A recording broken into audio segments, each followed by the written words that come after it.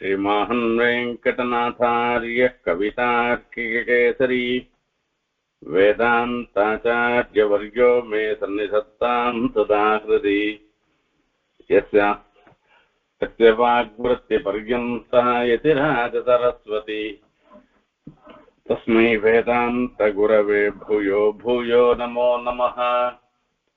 विशुद्धविज्ञानघनस्वरूपं विज्ञानविश्राणनबद्धदीक्षं दयानिधिं देहभृतां शरण्यं देवं हयग्रीवमहं प्रपद्ये। श्रीवत्सजह्नमिश्रेभ्यः नवमुक्तिमधीमहि यदुक्तयस्त्रयी कण्ठे यान्ति मङ्गलसूत्रताम्। ஆழ்வான் அழகருடைய திருக்கண்களை ஸ்தோத்திரம் பண்ண ஆரம்பிக்கிறேன். அப்படி ஸ்தோத்திரம் பண்ணச்சே அந்த அழகருடைய திருக்கண்கள் அதுக்கு திருஷ்டாந்தமாக ஒப்புமையாக இன்னொரு பதார்த்தத்தை இன்னொரு வஸ்துவை சொல்லவே முடியல. எல்லாரும் தாமர புஷ்பத்தை இது திருக்கண்களுக்கு உதாரணமாக சொன்னாலும் கூட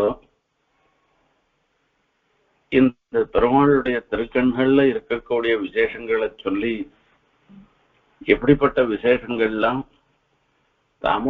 தாமிர புஷ்பத்துல இல்லையே என்பதை சொல்றார். அதீர்கம் அப்ரேம துக்கம் பிரணோஜ்வலம் என்பதாக. அதீர்கம் அப்ரேமதுகம் க்ஷணோஜ்வலம். இந்த நிகழ்ச்சி அந்த சேவிக்க செய்ய அந்த பிரேமைய பொழிவது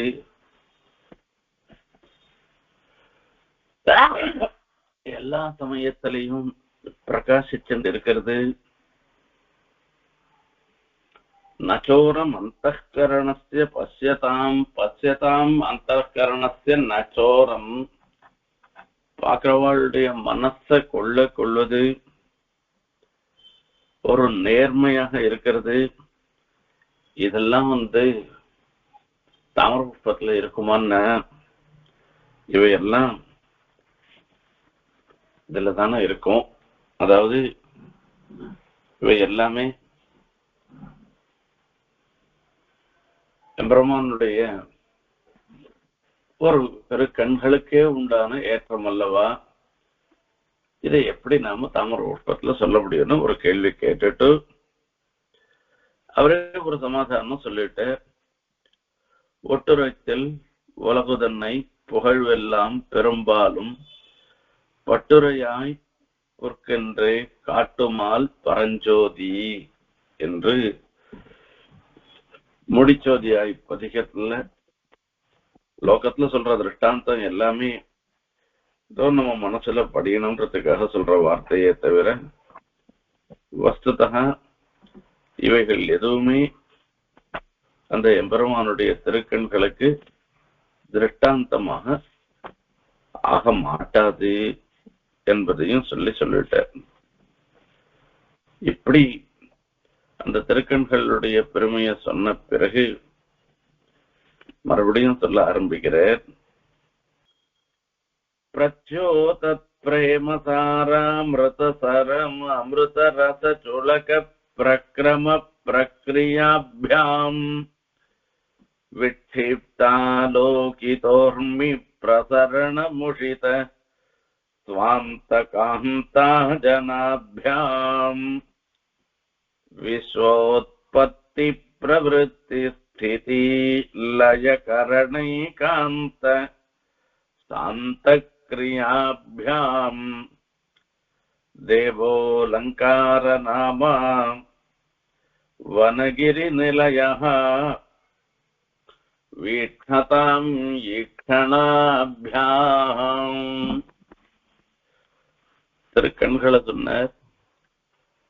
அந்த எம்பெருமானுடைய கட்டாட்சத்தை சொல்ற வீக்ஷதாம் ஈக்ஷமான ஈக்ஷணாபியாம். அவருடைய திருக்கண்களால நம்ம எல்லாரையும்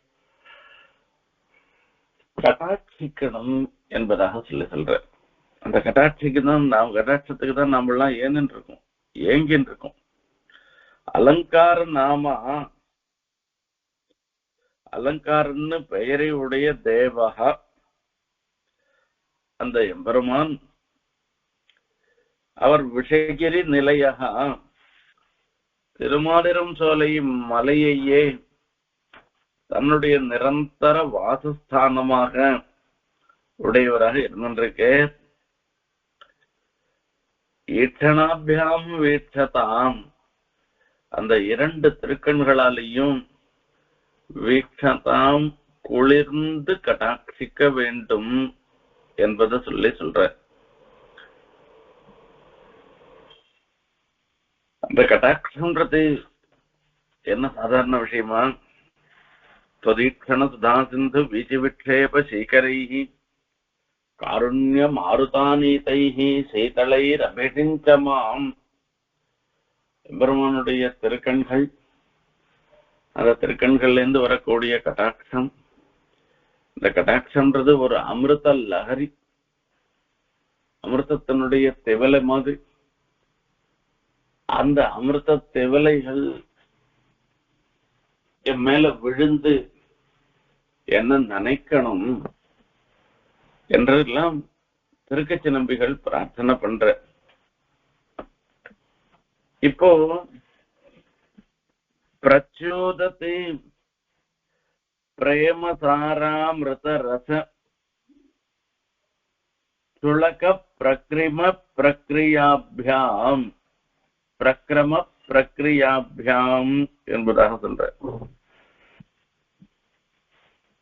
ஆண்டாள் பிரார்த்தனை பண்ற,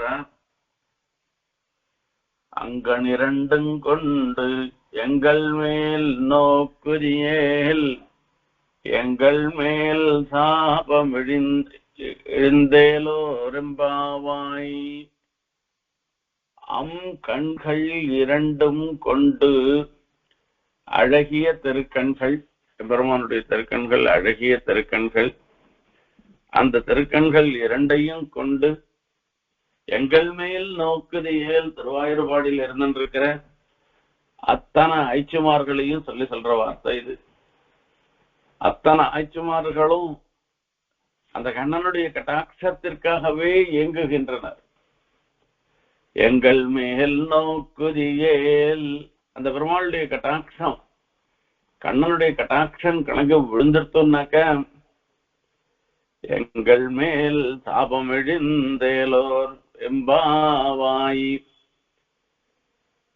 இந்த சாம்சாரிக்கத்துல, இந்த சம்சாரத்துல விழும்படியான ஒரு பாப்ப விசேஷம் நாம பண்ணிருக்குமே,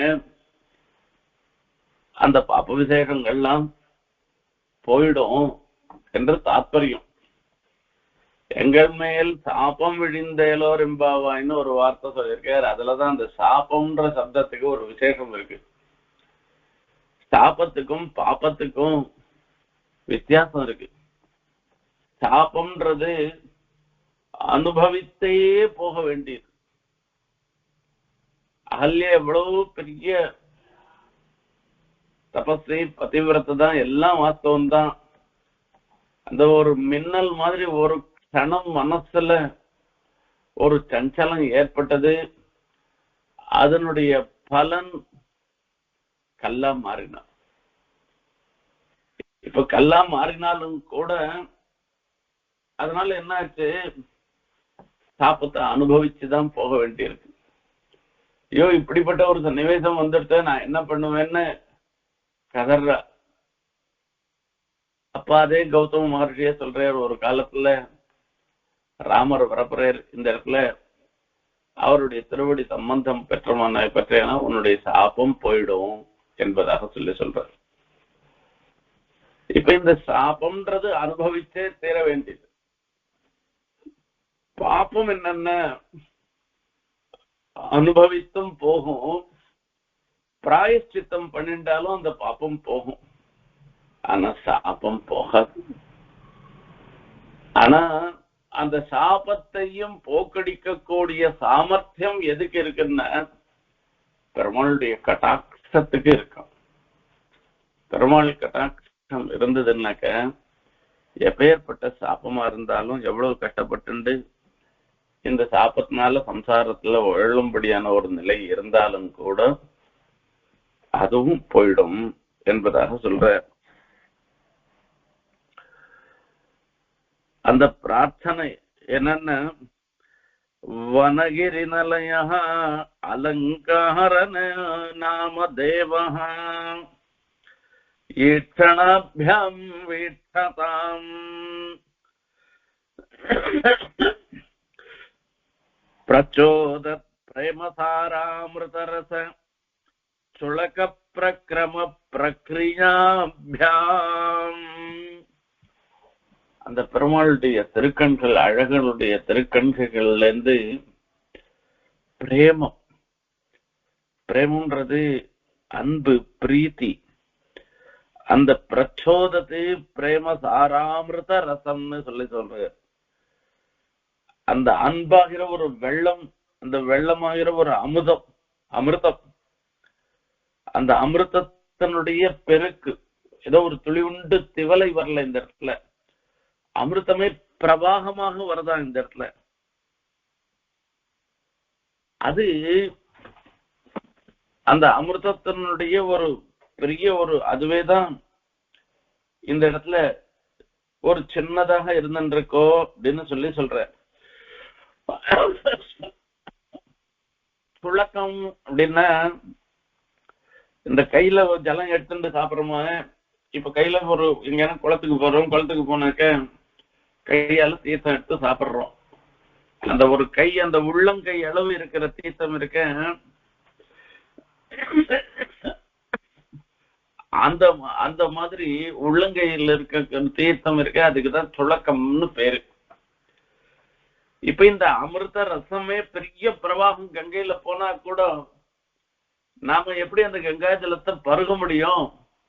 அந்த கையால எடுத்து அந்த உள்ளங்கையில வச்சுட்டு தானே அந்த கங்கா ஜலத்தை பருக முடியும். அந்த மாதிரி அந்த பெருமாளுடைய கட்டாட்சம் நமக்கு நாம பருகுவதற்கு ஏற்றதாக இருக்கிறதுன்னு அர்த்தம். அதையெல்ல இந்த திருக்கண்களால ஏற்படக்கூடிய இன்னும் விசேஷங்கள் எல்லாம் சொல்ற. அந்த மள்ள மள்ள பருகுவதற்கு சௌகரியமாக இருந்திருக்கிற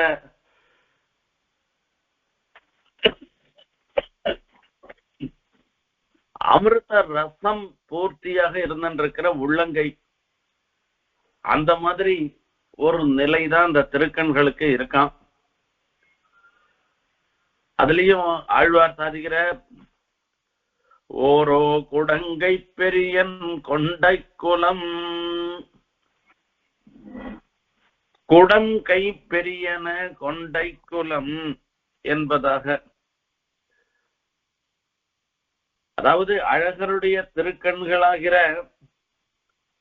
ஒரு உள்ளங்கை இருக்கிற அந்த தீர்த்தமா, பிரேம சாரமாகிற அமிர்த வெள்ளம் பெருகின்றது, அது அப்படியே பெருகி ஓடின்றதுன்னு சொன்ன. இதனால அவருடைய கட்டாட்சத்தினுடைய பெருமை சொல்லப்பட்டதாக ஆகிறது. பிரக்ரம பிரச்சோத பிரேமராச சுழக பிரக்ரம பிரக்ரியாபியாம்னு சொல்லச்சே பிரகாரம். அதாவது சுழக்கத்தினுடைய அந்த உள்ளங்கையால எப்படி அமிர்த ரசத்தை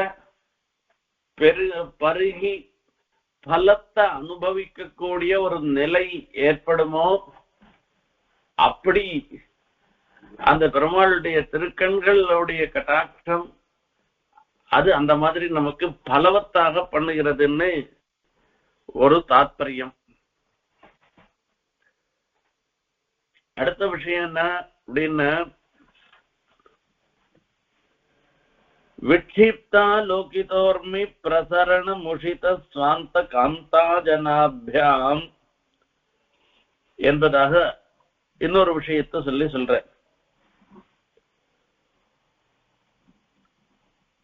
ஆலோகிதோர்மி பிரசரண முஷித ஸ்வாந்த காந்தா ஜனாபியாம் விட்சிப்த எல்லா இடத்திலையும் பரவும்படியாக செலுத்தப்பட்டதாக இருந்திருக்கு. ஆலோகிதா ஊர்மி அந்த எம்பெருமான் அழகனுடைய பார்வையாகிற ஒரு அலைகள், அதனுடைய ஒரு பிரசரணம் எல்லா இடத்துலயும் பெருக்கெடுத்து விடனால முஷித ஸ்வாந்த காந்தா ஜனாபியாம் அது அப்படியே கொள்ளையடிப்பதாக இருந்துருக்கான். மனசு ஆயர் சிறுமிகளுடைய மனசை கொள்ளையடிப்பதாக இருந்துருக்குன்னு சொல்ற.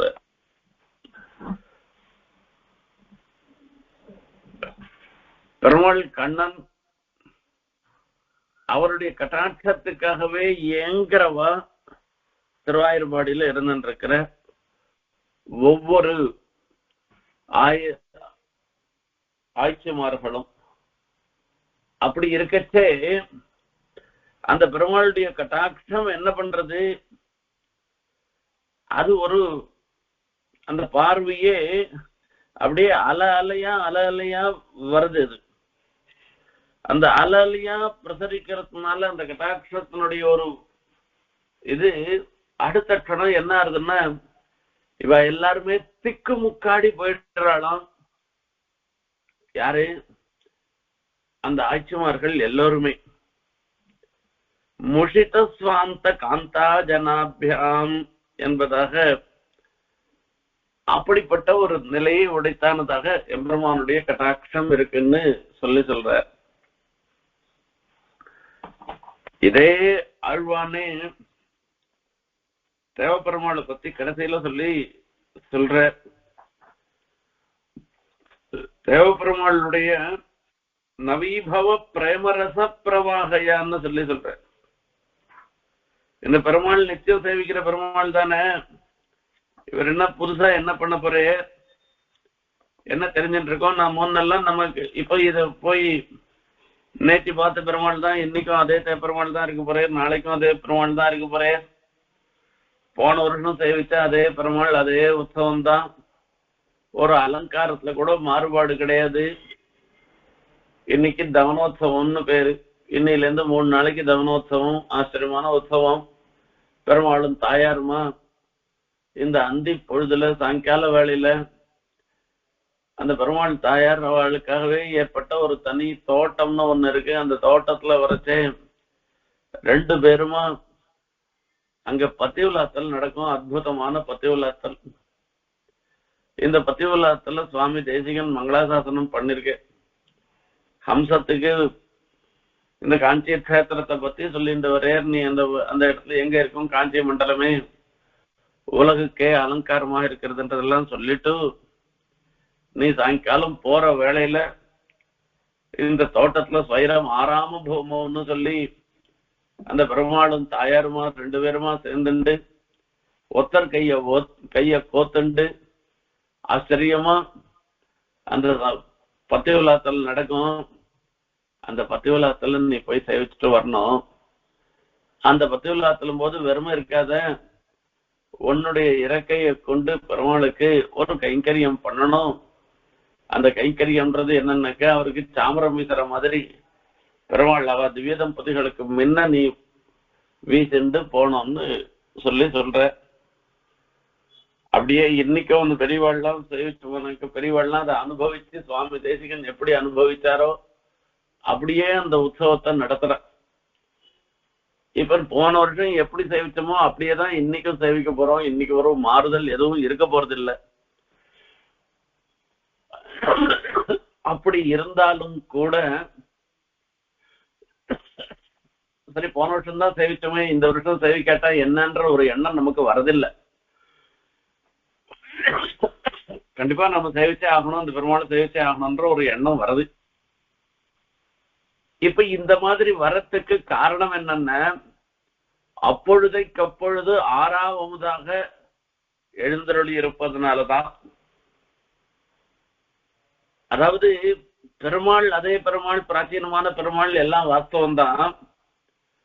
அவருடைய திருக்கண்கள்ல இருந்து உதயமாகிற ஒரு கட்டாட்சம் இருந்துருக்க, அந்த கட்டாட்சம் அப்பொழுதைக்கு அப்பொழுது ஒவ்வொரு க்ஷணம் நவீபவ பிரேமரச பிரவாகையான்னு அது புதுசு புதுசா உண்டாருதுன்னு தான் சொல்லணுமே தவிர அது எப்பவும் இருக்கிறது இல்லை. அது அந்த பிரேம ரசம் இருந்துருக்க, அந்த பிரேம ரசத்தினால அப்படியே அது அப்படியே பெருக்கெடுத்து ஓடுவதனால அந்த பெருமாளிடத்துல பக்தியோட கண்ணம் தான் எல்லாம் என்கிற எண்ணத்தோட இருந்திருக்கிற ஆட்சிமார்கள் எல்லாரையும் திக்குமுக்காட செய்யறதான் அவளுடைய மனச அப்படியே கொள்ளை கொள்வதாக இருந்துருக்குன்னு சொல்ற.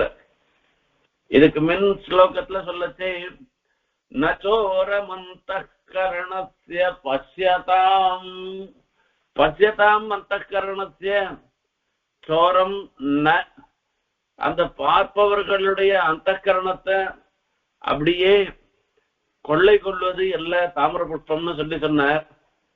அதனுடைய எதிர்மறைய சொல்லி சொல்ற.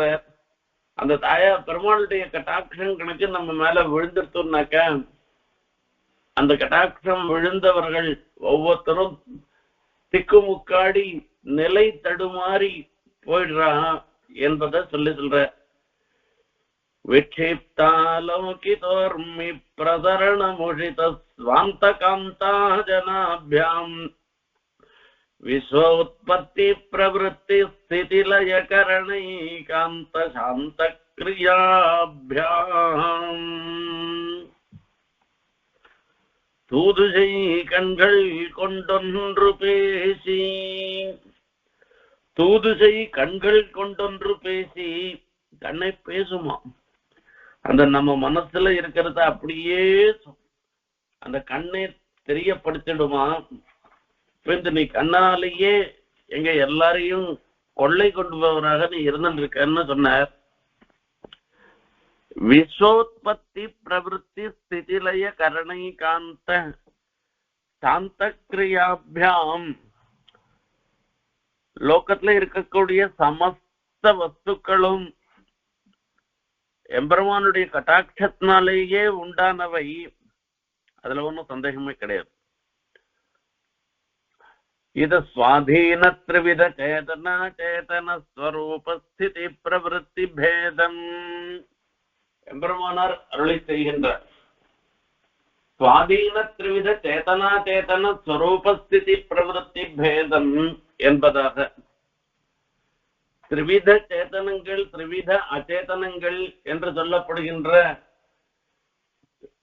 பத்தமுக்த நித்தியர்கள் மற்றும் பிரகிருதி காலம் சுத்த தத்துவம் என்கிற அச்சேதன தத்துவங்கள் எல்லாவற்றினுடைய ஸ்வரூபம் எது எது எப்படி எப்படி இருக்கணும்ன்றது அந்த ஸ்வரூபமும் ஸ்திதியும் மற்றும் பிரவருத்தி செயல்பாடு எல்லாமே பகவத் அதீனமாக இருந்தது. அந்த தேவை அந்த அழகருடைய கண் பார்வை, அந்த கட்டாட்சம் தான் இந்த வஸ்து இப்படி இருக்கணும்னு பண்ண வைக்கிறது. அந்த கட்டாட்சம் தான் இப்படி இருந்த இந்த வஸ்துவை எத்தனை காலம் வரைக்கும் அது இருக்கணும்னு தீர்மானம் பண்றதும் பெருமாளுடைய கட்டாட்சம் தான். அதனுடைய செயல்பாடும் எம்பெருமானுடைய கட்டாட்சத்தினாலதான் ஏற்படுறது. நம்ம எதிர ஒரு வஸ்து வச்சிருக்கு, இந்த கைபேசின்னு சொல்லுகின்ற ஒரு வஸ்து, அந்த வஸ்துவை கொண்டு இப்ப அடியே உபன்யாசம் பண்ணி கொண்டிருக்கின்ற இந்த வஸ்து இப்படி இருக்கணும்னு சொல்லி தீர்மானம் பண்றது யாருன்னா பெருமாளுடைய சங்கல்பம் தானே தவிர நாம பண்றது எதுவுமே கிடையாது. நம்மளுடைய சங்கல்பத்தினால இல்லை. அந்த பெருமாளுடைய சங்கல்பம் இந்த வஸ்து இருக்கட்டும், நெருப்புன்ற வஸ்து சுடுவதாக இருக்கட்டும், நீர் என்கிற வஸ்து குளிர்ச்சி உடையதாக இருக்கட்டும்னு பெருமாள் சங்கல்பிக்கிறார். ஆகையால்தான் நெருப்பு உஷ்ணமாக இருந்திருக்கு, தண்ணீர் குளிர்ச்சியாக இருக்கின்றது. இது எல்லாம் எம்பெருமானுடைய அதீனமானவை, அதுல ஒன்றும் சந்தேகமே இல்லை. ஸ்வரூபம் ஸ்வரூபம்னாக்க சாதாரண தர்மத்தாலே நிரூபிதமான தர்மியை என்பதாக சொல்ற. அந்த வஸ்துவனுடைய ஒரு யூனிக் ஃபீச்சர், அந்த யூனிக் ஃபீச்சரை கொண்டு அந்த வஸ்துவை சொல்லி சொல்றோமே, அந்த வஸ்துவை தான் ஸ்வரூபம்னு சொல்லி சொல்றோம். இந்த வஸ்து எத்தனை நாளைக்கு இருக்கணும்ன்றது ஈஸ்வர சங்கல்பம் தான். இந்த ஸ்வரூபத்தினுடைய அனுவர்த்தி தான் ஸ்திதி என்று சொல்லப்படுகிறது. உலகத்துல ஒரு பெரிய ஃபேக்டரியில ஐடென்டிக்கலா இருக்கக்கூடிய பல வஸ்துக்களை படைக்கின்றனர், சிருஷ்டி பண்றோம். அப்படி ஒரே மாதிரியா ஒரு 1000 போனை நம்ம இது பண்றோம். எல்லாத்துலயும் இதுல இருக்கக்கூடிய என்னென்ன ஃபீச்சர்ஸ் இருக்கோ அத்தனை ஃபீச்சர்ஸோட அந்த வஸ்து இருக்கு, எல்லா வஸ்துவும் இருந்துட்டு இருக்கு. ஆனாலும் கூட ஒரே நிலையிலேயே கூட ஒரு போன் 10 வருஷம் கூட நன்னா இருக்கு, ஒண்ணுமே கெட்டு போகாத நன்னா வேலை செய்யறது. இதே இன்னொரு போன் என்ன பண்றது, 1 மாசம் 2 மாசத்துலயே வீணா போயிடுறது, கெட்டு போயிடுறது. ஏன் 3 மாசத்துல கெட்டு போயிடுதுன்றது யாராலையும் சொல்ல முடியாது. இவ கம்பெனியால என்ன சொல்ல முடியும்னா, இந்த காலகட்டத்துக்குள்ள இதுக்கு எதனா அவசியம் வந்ததுன்னாக்க, குறைவு வந்ததுன்னாக்க, அந்த குறைவை நேர்படுத்தி கொடுக்கறேன்னோ இல்ல இதுக்கு பதிலா நான் வேற அதே மாதிரி வஸ்துவை கொடுக்கறேன்னு சொல்றதோ எதனாதான் சொல்ல முடியுமே தவிர, இதுல குறையே வராத பண்ண முடியும்னு யாராலையுமே சொல்ல முடியாது. அந்த மாதிரிதான் ஒவ்வொரு வஸ்துவனுடைய ஸ்திதி, இந்த வஸ்து எத்தனை காலம் இருக்க வேண்டும் என்பது இருக்க, அது யாரால தீர்மானம் பண்ண முடியறதுன்னு கேட்டவனாக்க, அது பண்ண முடியறது ஒருத்தர் தான். அது யாருன்னு கேட்டா பெருமாள் ஒருத்தர் தான் பண்ண முடியும்.